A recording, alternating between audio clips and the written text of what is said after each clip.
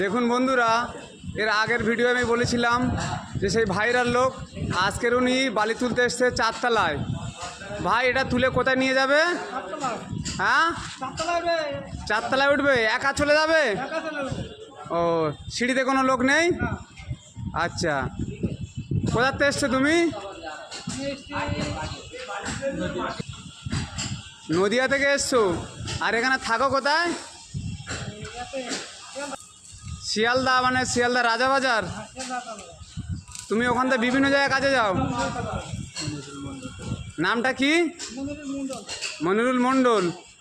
বাড়ি? করিমপুর থানা।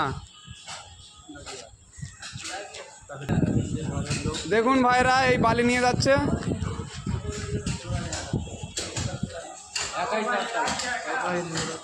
দেখুন বন্ধুরা।